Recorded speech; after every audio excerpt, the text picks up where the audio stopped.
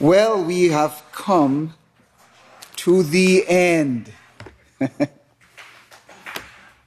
To the end of this book. This 18th book of Israel. So, put this down on your calendars. Please be seated. Please be seated.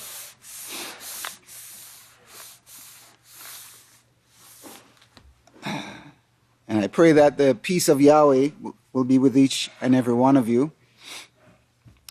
So, this is chapter 38. It's the last chapter in this book.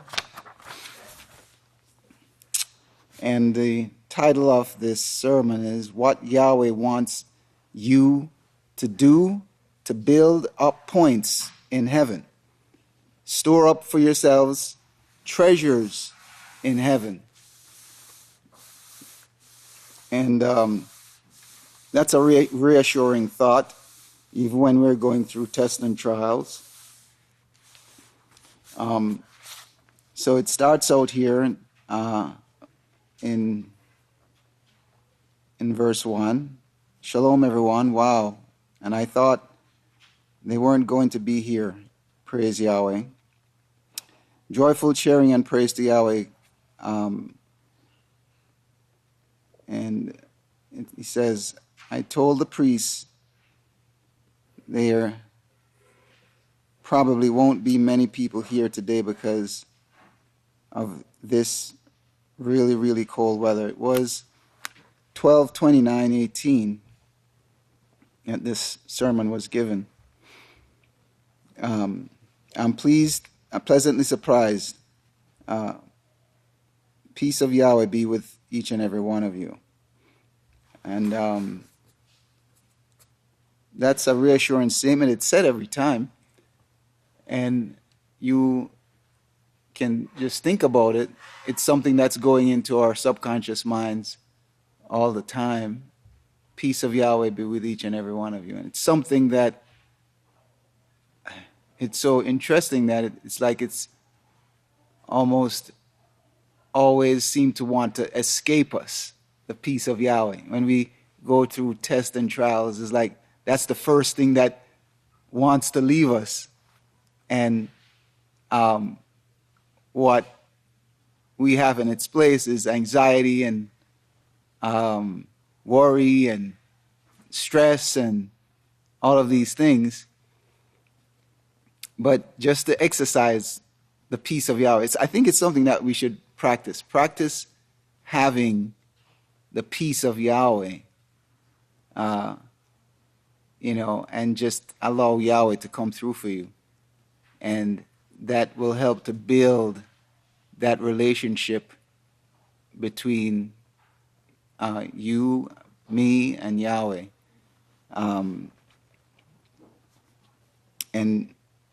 But it's going into our subconscious minds, and I do believe it will bear fruit.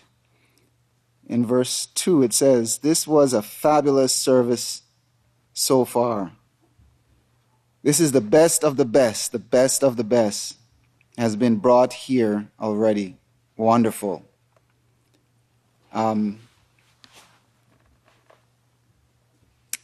I don't know if you take notice of what goes on the Sabbath, but I do enjoy the Sabbath, look forward to it. And just the whole, it's from start to finish, with the young people, whether it be boys or girls, men, women, it's a whole family effort. And I do believe it glorifies Yahweh. I think it's unique, it's different in the world. And I think people are, taking note. It's fulfilling prophecy in different ways. And I want to touch on that shortly. The calls started coming in last week. They were saying, did you know this? I said, no, laughing. I said it needs to be told to everybody, not just me. I kept thinking, I've got to get something in that would fit in today. The things that were brought by the women and the men both, they'll fit today's sermon. I'm not going to be able to bring today's sermon until next week. That's the only thing. I'll report these articles next week too. It's quite a handful. I've only got about an hour and a half here to speak. Praise Yahweh. Sister Matthews, I was looking for her. She was first speaker. She took too long. Past our way of speaking. I lay all the groundwork on her. She did a fantastic job. The newsletter, I don't know if you read this one. Israel Hawkins says the Euphrates River is focal point of Bible prophecy. In New Post, this is really getting attention. All the foreign countries are hearing it too. That is what's encouraging. And then in verse 6, the other that I wanted brought out, and you certainly got a dose of it, is the hostility that we're seeing among the nations and in Washington. And of course, this hostility, it ebbs and it flows. It goes up and it goes down. And like Deacon Michael Ossoff had brought out with the recent killing of Soleimani and the retaliation from Iran, it's like a birth pain, a contraction. And that's how it goes. It goes and it comes, and it goes and it comes, and it's building. We know where it's heading, I think I'm going to suggest we build a wall around Washington. I think that's needed worse than some of those other walls they're wanting to build. The hostility that we're seeing, that's what I want to see. It was foretold, and this is another article. Russia warns U.S. war over fatal misunderstanding. They say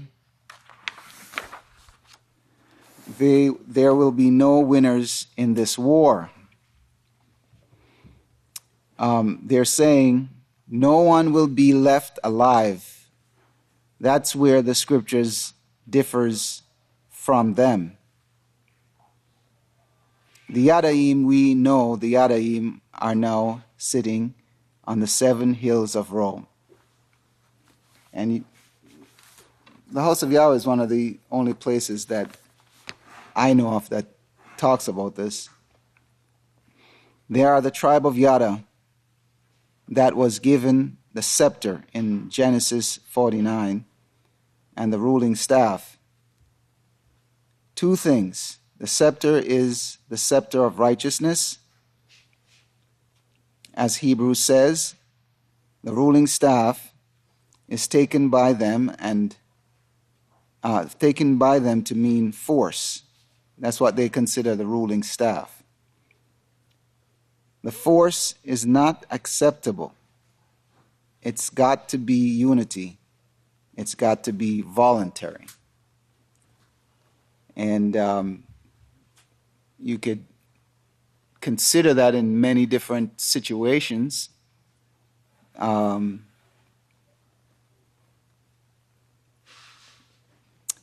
verse 9 it says, you can't force anyone. You can't force anyone. And it produce a lasting result. Okay? The force won't produce a lasting result. Now, you might force a child to clean his room once in a while. And yes, children are subject to a certain level of force at a young age, and if you read the book of Proverbs, it's there to guide and to discipline, and a part of training them up in the way they should go. Okay, it's part of it, but it can't be your only tool. Okay, can't be your only tool. And of course, as the child grows older, that is less of a tool.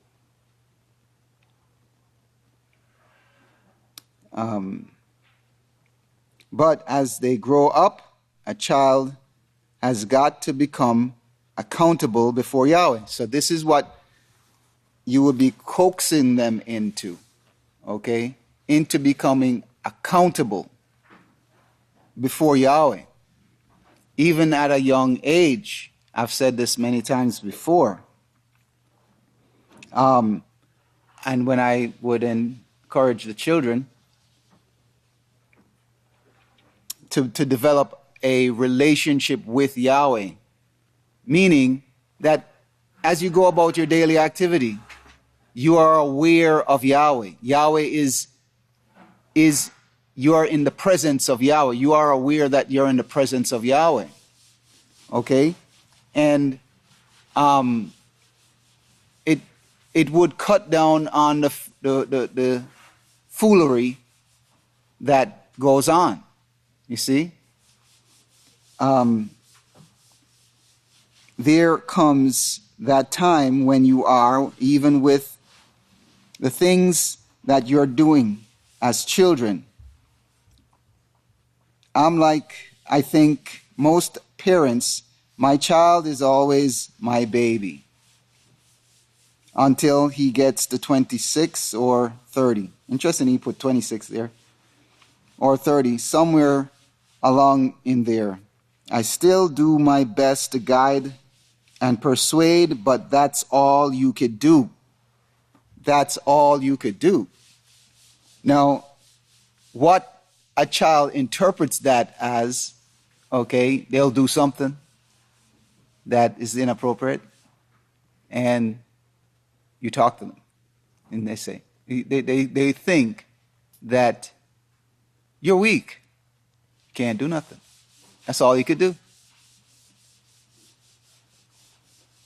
They don't realize, and we have to teach them about this accountability here that Pastor is talking about. Because this accountability that they are expected, what Pastor is laying down there is something real heavy.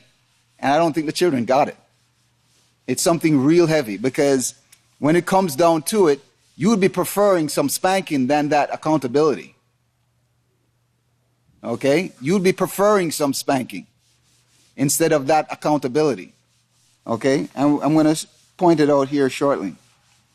It says, I'm telling you, when you're thinking Yahweh, you're accountable. And this accountability that I'm talking about is that relationship that David had, for example. King David had when he was out on the prairie, taking care of his father's animals, and the bear came, and then the lion came, and his relationship with Yahweh got him through that, and he didn't complain. Say, oh, they left me out here to be eaten by the lions, and everybody's at home having a party with the prophet. No, he didn't do that. He didn't do that. His mind was on Yahweh. And you see, our children can have this mindset where their minds are on Yahweh. You see? Some people start at 5 years old. Some people are a little bit older, but when Yahweh calls you and you know you're in contact with Yahweh, then you're accountable for what you do. Okay? You're accountable. If you get anything out of the book of Job, you'll see Job was really heartbroken because of some of the things that his younger children were doing. He was offering sacrifices for them. Think of Samuel too, with his sons. It had to be heartbreaking. What makes it worse is when we resurrect them, they're going to be resurrected to shame and contempt. You see, that right there is the accountability that Pastor is talking about. And I'm telling you, when it's dished out, it's going to be worse than a spanking. You see, it's going to be worse than a spanking.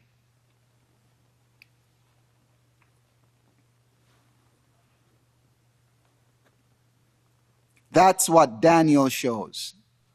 Okay? Resurrected to shame and contempt. I'm telling you, you children, all you children, and he's not just talking about little children. I mean, little children will do foolish things. But there comes an age of accountability. And it's there within the teenage years. Okay? It's there within the teenage years, that age of accountability. Okay? And the things that you do, you're going to be responsible for them. I'm telling you, children, all you children, listen to me. Yahweh is holding you accountable for what you say and do. Now, even the little ones, I don't see too much little ones here today, but even the little ones, the peaceful solution teaches that building character is like building a house, and you have bricks. Okay? Or the unit, whatever unit you're using to build your house. But if each unit represents a decision, okay? You doing something, you taking an action, righteous or unrighteous, positive or negative. Now, if the sum total of all that is a whole bunch of negatives, a whole bunch of unrighteous decisions, it's not going to be a strong house. It's just not going to be a strong house. Okay? You really need to pay attention. You only have a few days left. The time is running out, like my time. I know your thoughts about... Now,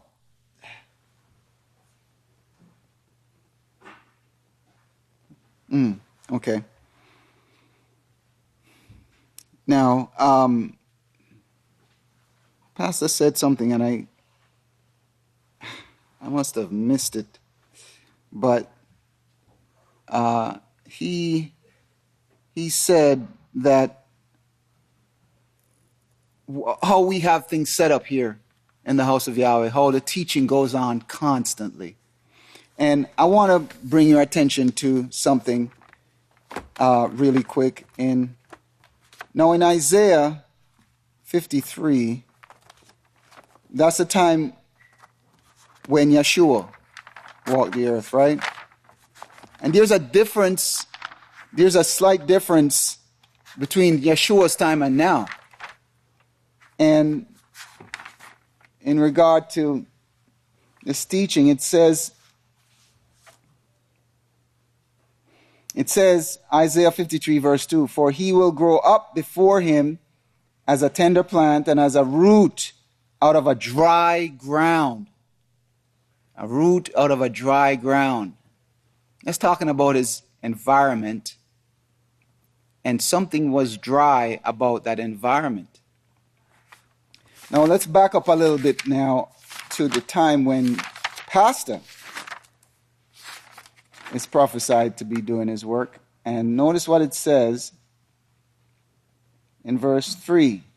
For I will pour water upon him who is thirsty. Upon him who is thirsty. And floods upon a dry ground. So, the many opportunities that we have to learn the word of Yahweh, the laws of Yahweh, the character of Yahweh, and it's put in every which way to hone in on this love, this unity, this oneness that we are to have, okay, is like a flood, okay? And we have it in abundance in these last days.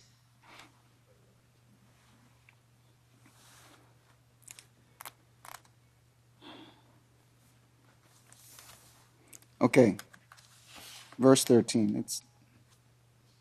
Let's go down there. It says, the Yadaim turn over to Yachanan 7, verse 7. You know that the Yadaim, the tribe of Yada, was given the ruling staff. They don't rule with the word of Yahweh. They don't rule with the scriptures, with the book of Yahweh. The book of Yahweh teaches and guides and shows you both directions. It teaches you what is going to come on you if you don't start practicing righteousness totally. Practicing righteousness is obedience to righteous teaching. That's the flood. The Yadaim did away with it, and I'll show you why. We can't get to Genesis today, but I can tell you about it. Yahweh showed when Satan brought sin, how old were Adam and Eve at that time? Were they your age? Was Eve your age when Satan told her this and led her into sin? Was she my age or what? Be thinking about this. Samuel was taken before Yahweh as a baby. He served with the priest. He served with the priest. I've set up an opportunity right here. I praise it when I saw it in scriptures, and I've worked to get it. See, this is what I was looking for, actually. You're before the priest, all of you, from the youngest to the greatest. Everybody can share the same thing. I've made it available to everyone. You see that? That's the floods upon a dry ground. And assuming that the dry ground is we being thirsty for this flood. You see? And remember what Yahshua said to the woman at the well? This is water that will really quench your thirst. You see? I have made it available to everyone. No particular ones get any favors. You earn these points from Yahweh Himself by following righteousness. And it's set up here. You see? Yada was given the ruling staff. The ruling staff is the book of Yahweh. It's the guiding laws that Satan should have been teaching Adam and Eve. They were the ruling staff. She had it. She could have taught it. Her sons, the gods, they had it. It was given to them. Yahweh didn't hide righteousness from them. He didn't hide it like Job and so many other examples of Yahweh. Samuel himself, they taught righteousness to their children. My children are sitting in this house right here, all of you. whether you're older than I am or not, you're my children in Yahweh. And of course, that's true. In verse 17,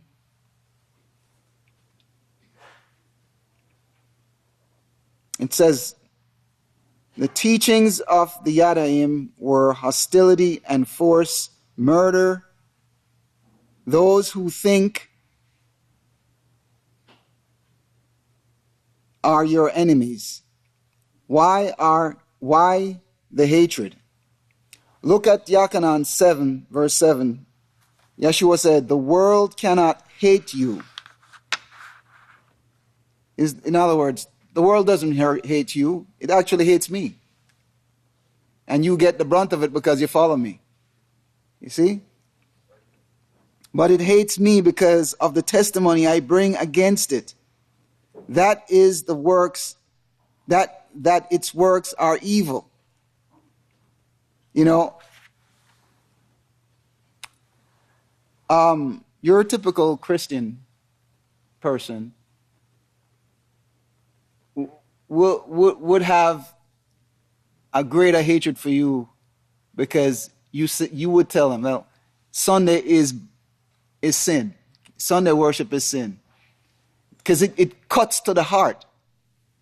You see, it cuts to the heart. And that's why they said, crucify Yahshua. But let out Barabbas.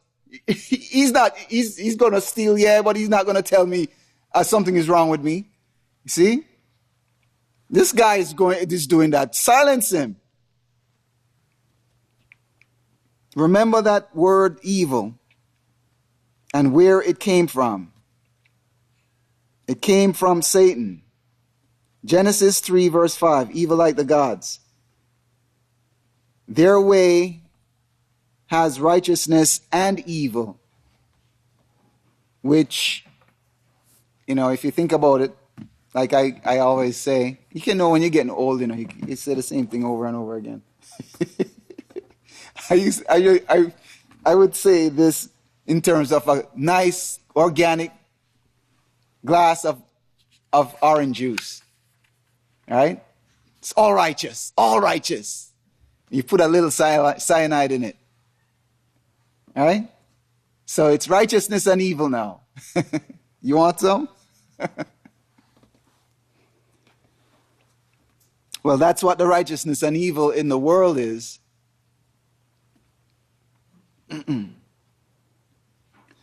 You've got to remember, if you accept evil, Yeketska 18 says, no, none of your righteousness will be remembered. You can't obtain both. You can't serve two rulers.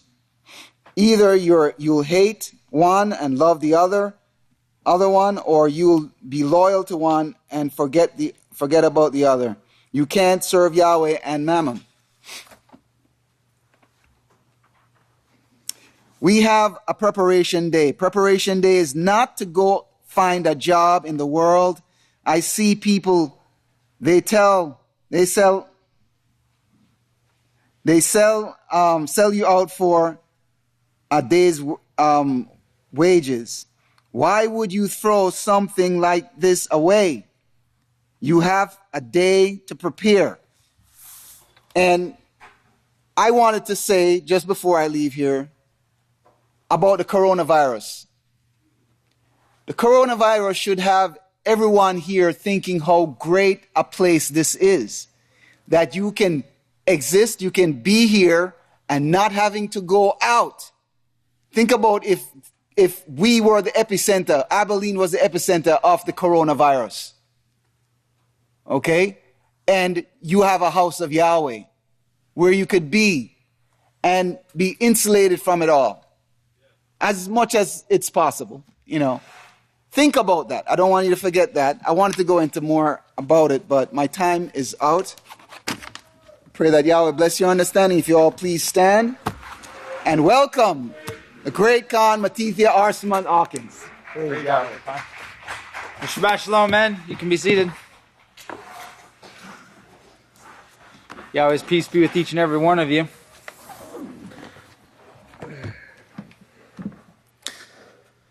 Okay, we're going to be picking up here where the Great Khan left off in chapter 36. I'm sorry. Chapter 38. We're going to be on page 408.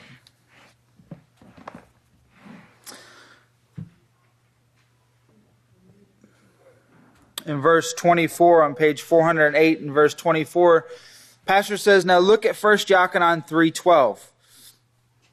Not as Cain, who was of that evil one, and murdered his brother. And why did he murder his brother? Because his works were evil. His works were evil like the gods," as Genesis 3:5 says. And as a great priest just said, Yeshua's works were hated just as Abel's works were hated, because it exposed the sins of those that were living in that way and desiring to be evil like the gods. When the gods took evil, the righteousness disappeared. Yeketske chapter 18, Pastor says here in verse 25.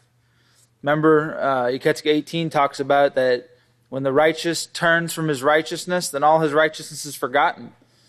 You could be doing all these, as in Matthew chapter 7, where they say, Teacher, teacher, have we not prophesied in your name and done many wonderful works in your name?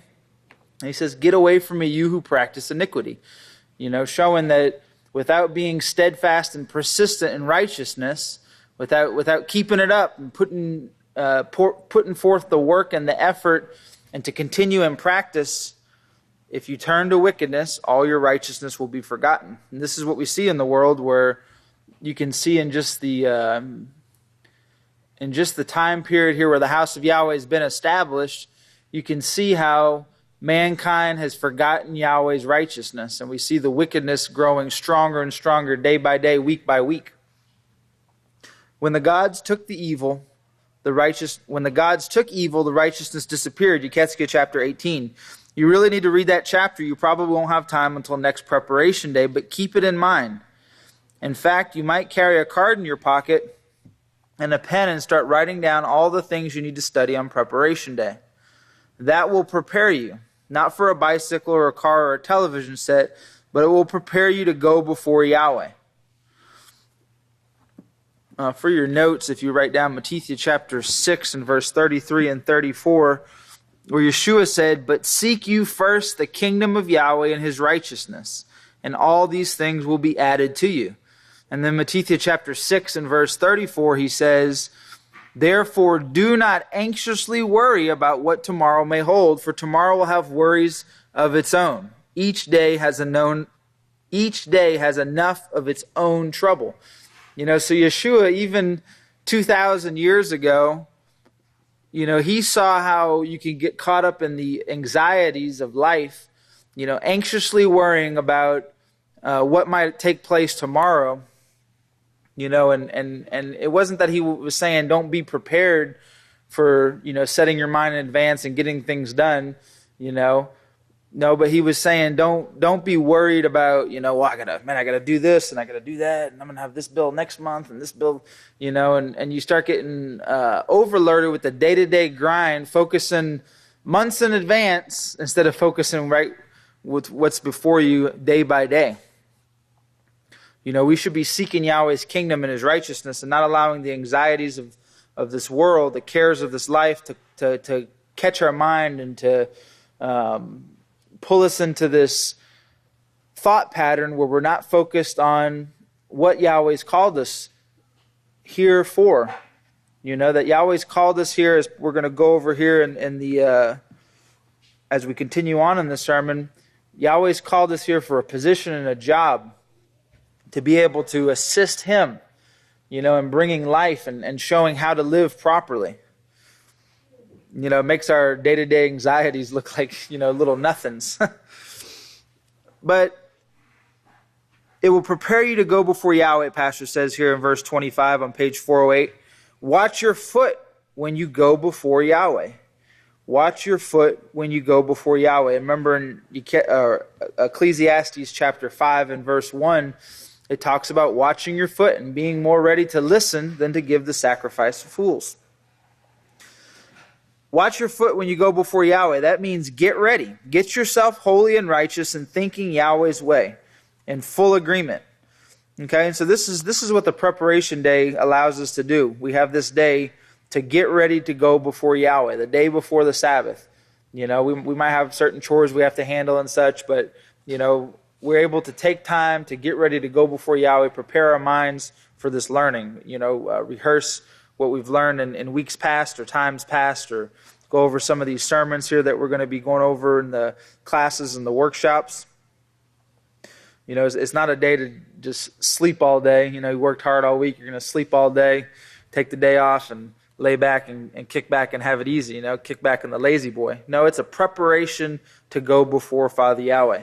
Getting yourself holy and righteous and thinking Yahweh's way in full agreement.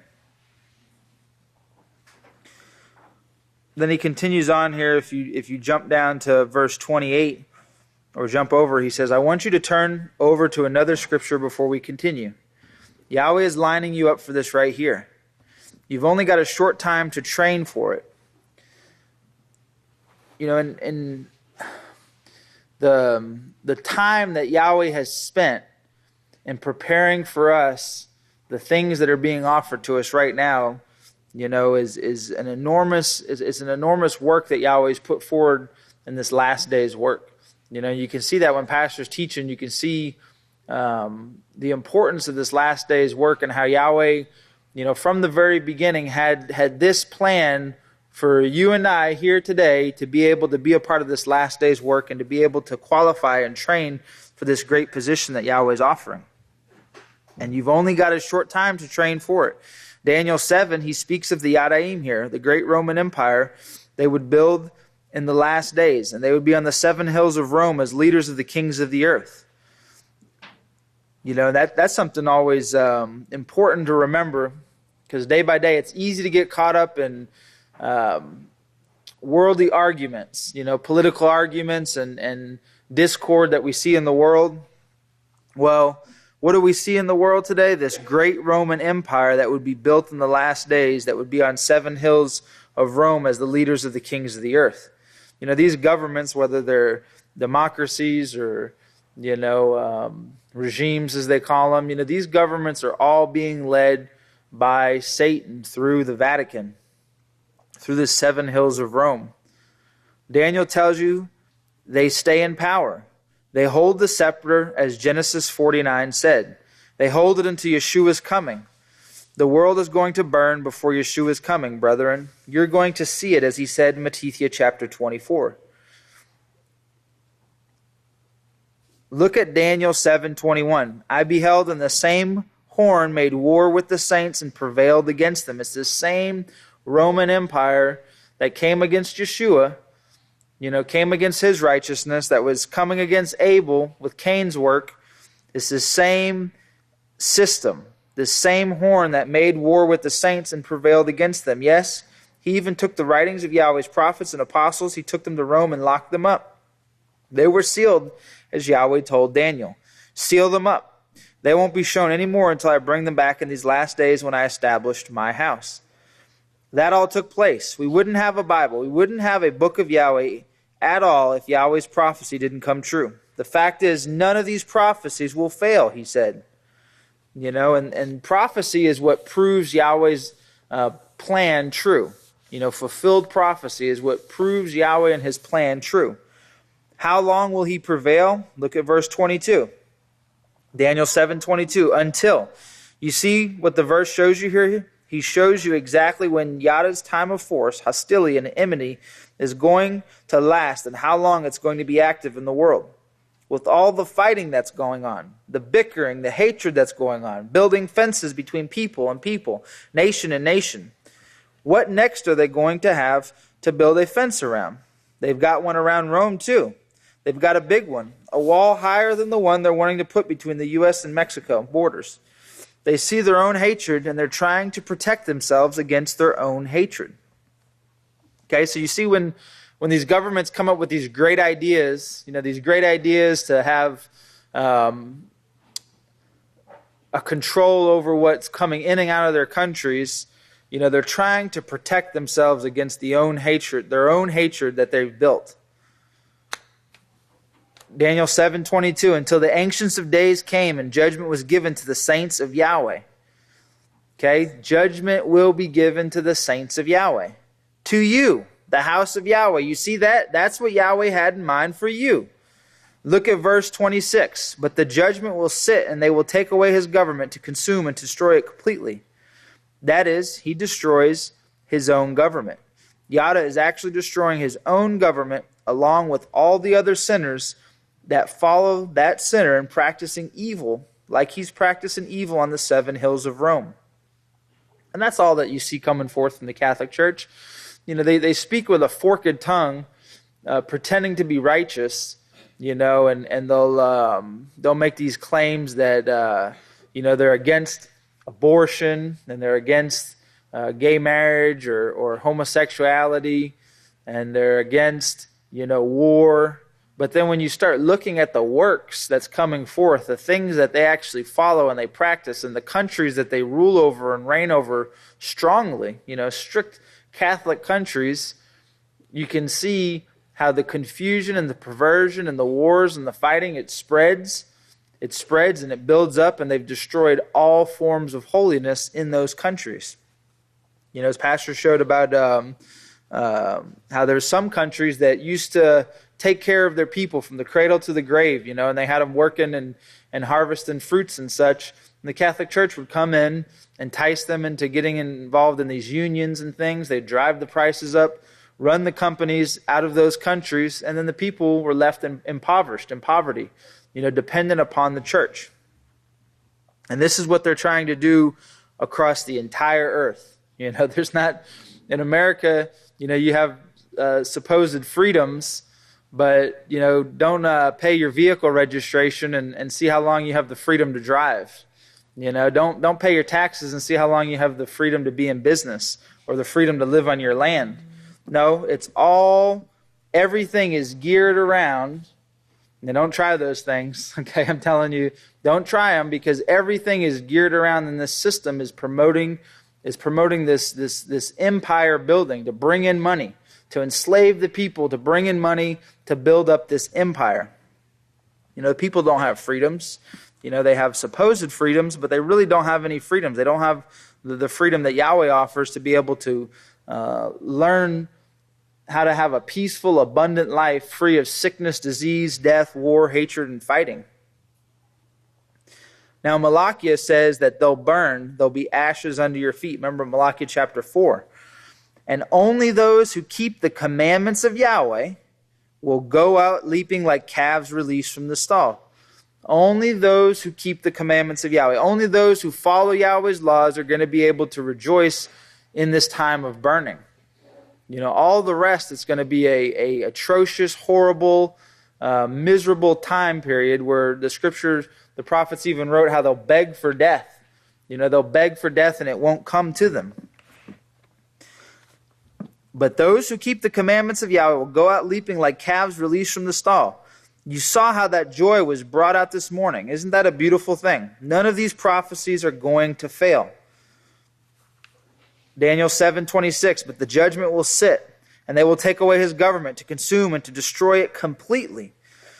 They, the Yadaim, are going to destroy all sinners. All of them are going to die together. Putin saw this. Putin, the leader of Russia, saw this. He actually agreed with it and said, there are going to be no winners in this war. They're all going to die. That's exactly what your Bible says, or the book of Yahweh says. So even the world leaders, some of them can see that there's not going to be winners in what's coming upon mankind. It's a lose-lose scenario. And this reminds me here of the title of this sermon, chapter 38, Pastor, entitled, What Yahweh Wants You to Do to Build Up Points in Heaven. We can actually win, achieve the points and the requirements to enter into Yahweh's kingdom by keeping these laws, these commandments of Yahweh, as taught by the great house of Yahweh. Okay, in the world, there's not going to be any winners. They don't have no points put up in heaven for them. All of their eggs are in this basket of this system that they have. This Roman system that is crumbling. Daniel 7:26, but the judgment will sit, and they will take away his government to consume and to destroy it completely. Verse 27, then the kingdoms and the governments and the greatness of the kingdoms under the whole heaven will be given to the people of the saints of Yahweh. Who are you, brethren? Pastor says. This is what the judgment's going to be given. The governments, the rulership is going to be given to the saints of Yahweh, those who have proven themselves to be chosen and faithful, obedient, humble, submissive. That's what Yahweh is preparing you for at this time. He's preparing you to take over the governments of this world. Not only that, but the universe. And just think, it's hard to kind of imagine the universe when just the earth, I think of just the few places on earth I've been, and it's such a vast, even Texas. Texas is such a vast land. If you have to travel through Texas, you could spend all day driving from one end of Texas all the way to the other. It's a huge, huge land. And that's just one state of 50. And then we're just one country of like 195 countries. And there's some lands that haven't even been inhabited or aren't conquered and claimed that you see out there. And then you have all the oceans. And, just the earth is an amazing an amazing creation of Yahweh, and it's kind of like, on a day-to-day basis, we get satisfied, being able to eat and to sleep, and to do our work with joy, and not having, all these unnecessary headaches or aches and pains or things coming up that try to slow us down from getting our jobs done. Just having rulership of the earth in itself would be an amazing feat. But Yahweh doesn't just offer that to his people. He's saying, I need you to qualify so that you can have rulership over this entire universe. Because the universe, like the earth, is messed up. It's defiled from sin. It's broken. It needs fixing. There's a lot of disinformation and lies and deception that have been taught by Satan and the gods. And this righteous education is needed so that life can exist. Yahweh's original sons, Pastor says in verse 38, I don't know how long they'll live. Let me tell you one more thing. I'll prove it to you later.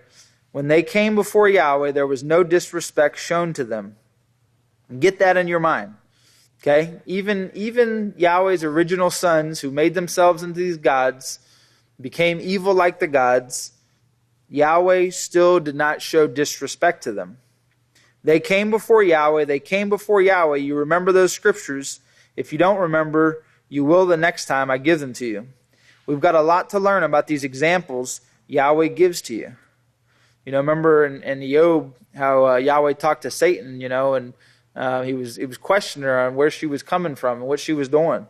He was trying to get them to think about how they're making wrong choices and they needed to turn around. The mother and gods, the original sons, came before Yahweh. There was no hostility coming from Yahweh. Because Yahweh is not a vengeful, wrathful, angry, mean heavenly Father. Even when the rules are broken and the laws are broken, he still teaches and trains and guides as long as there's an opportunity. There was no hostility coming from Yahweh. He was still trying to teach his way when he said to Satan, where have you been? She said, I've been to the earth. Yahweh said, did you consider my servant Job? What would you get out of that? Here's Yahweh asking her, have you considered my servant? Then you see the hostility coming, not from Yahweh. You see it coming from the woman, Satan. Then she starts accusing Yahweh's servant. She didn't get anywhere with her accusations.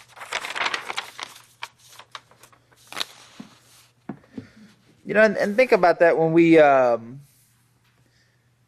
have disagreements or conflicts that we get into with our brothers or it could be with outsiders or people that we have to deal with.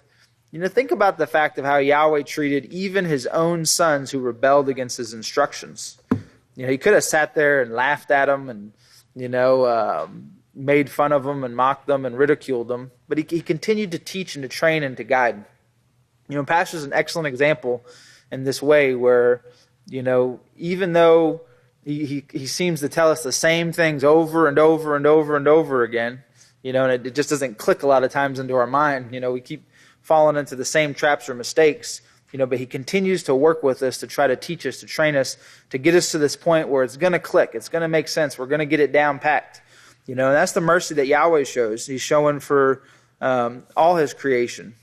Also in Yeketska chapter 18, it says, Yahweh has no desire that any should perish, but that all would turn to righteousness. Yahweh's plan is a way of life. And this is what we have to develop into our mindsets, is trying to work with each other, to help each other, to grow, to learn, to be able to make right choices. Someone offends you, forgive them. They don't have to ask you for forgiveness. Forgive them and pray for them, and then keep treating them as you would like to be treated. Set that righteous example, as some of the great priests said a couple of weeks ago in a couple of the sermons there, about we can be the example. We can be the example to others, instead of ridiculing or complaining that, why'd you do this, or why'd you do that, or why can't you do it like this, or why can't you do it like that? Let's be the example that we want to see coming from those that we deal with.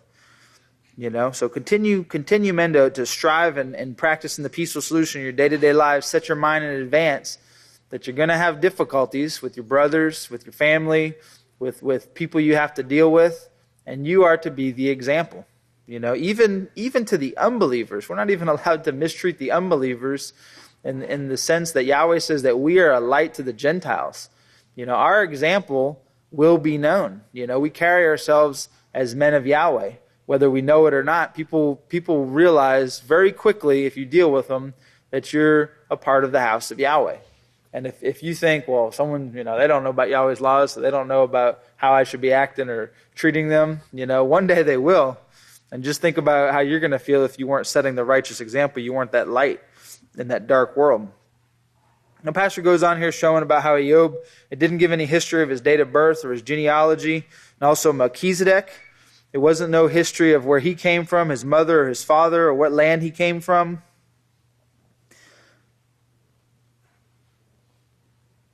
And then he says, over in verse 43, he says, I told you about how the woman called me and asked me about the gematria showing a winning lottery number. She asked me, do you think this is right? I said, I know it's right, but I said, I don't want that kind of money in the house. She said, should I try it? I said, if you don't believe it or have any doubts, go ahead and try it and you'll win it. It will show it. I don't want anybody following that. Don't waste your time on worldly money. I said, don't bring it into the house. I know you'll win it, but don't bring it into the house. A few minutes later, she called me and said, what do I do with the money? It won. I said, do anything with it, but don't bring it into the house. Somebody showed Satan's mind and said, well, when I win the lottery, I won't have to pay tithes on it, will I? You don't bring it into the house, you don't have to bring your tithes, right? And Pastor says, you don't have to pay tithes, period. Nothing is forced on you. And think about that with tithing. It's something that Pastor has taught us and trained us, and we learn at baptism, and if we don't understand, we should get with our counselors to understand these things. But no one goes around, asking you, did you pay your tithes this week? Hey, did you pay your tithes this week? Hey, how much did you pay on your tithes this week? Did you pay your tithes this week? There ain't no plate passed in front of you. We all give it of our own free will. Okay? We don't have to pay our tithes, period, Pastor says. Nothing is forced on you. Yahweh doesn't force you to do anything. He says if you don't want to be a part of this, he says if you want to be a part of this work, pay your tithes. Don't steal from Yahweh. I'm telling you, don't play the lottery. Okay, so Yahweh doesn't force us to do anything, even with tithing. If we want to steal from Yahweh and cut ourselves off from a place in Yahweh's kingdom over, what's Caesar's, what belongs to Caesar and is rendered to this government, really it's useless, it's paper, That's our own doing. But if we want to be a part of this work, then we pay our tithes. We don't steal from Yahweh. Okay, Yahweh doesn't force us to do anything. If we want to be a part of his work, we have to prove ourselves. Verse 45, it says, if you really want to prove yourself fit for the kingdom, you know what you could do with that money you were going to give to that mess out there of gamblers? How many thousands of dollars have you put into it so far? If you really wanted to build points with Yahweh, you could take that dollar and put it in the offering box. Oh no, I got to have it to buy me something. I got to have this to buy. It always comes back to you, doesn't it? That is the selfish attitude Yahweh has put in you that He wants you to overcome. And Yahweh is teaching and training us how to be humble. We didn't come to the house of Yahweh humble, even if we thought we were humble when we came to the house of Yahweh. We didn't come to the house of Yahweh humble. And if we were born in Yahweh's house, we weren't born humble. Yahweh is teaching and training us how to be humble, obedient, willing to serve, to put down of ourselves. Remember the widow's mite, Pastor says. She took from her very living, not to buy a lottery ticket, but to give to Yahweh's work. That woman is still talked about today. And just quickly for your notes, in Yachanan Mark chapter 12, verses 41 through 44, where Yeshua talks about, one of the examples where Yeshua talks about the widow's mite. And he says in verse 44, but she, out of her poverty, put in all that she had of what she had to live on. So her mind was set into getting the work done. She wasn't like, well, if I have time, I'll go help with getting the work done. No, her mind was set into putting in all that she had to get this work done. The woman who anointed Yeshua with all that oil, did she buy it? She used it on Yeshua for the work. These are the points I want you to build with Yahweh. You better start right now. You won't have time in the future when the bombs drop. I can't help you after that. Remember, when those bombs start dropping, that's when it's sealed up. The opportunity to believe is before those bombs fall. Once those bombs fall, you can't start believing then. It's too late. It's sealed up. When the bombs drop, I can't help you after that. Yahweh bless you, and I'll turn the services over to the next leader. I love you. Praise Yahweh. And just in closing, men, on page 409 down there at the bottom where it says, Yahweh, we love your great commandment. And in bold letters it says, only those who keep the commandments of Yahweh will go out leaping like calves released from the stall. Only those. Let us, men, be those that go out leaping like calves released from the stall. Let us continue to keep Yahweh's commandments, His Sabbath days, His feast days, and humbling ourselves here at His house to learn and to be a part of this great work and to help and assisting in whatever way we can to serve our brethren. If you all please stand, Yahweh bless your Sabbath.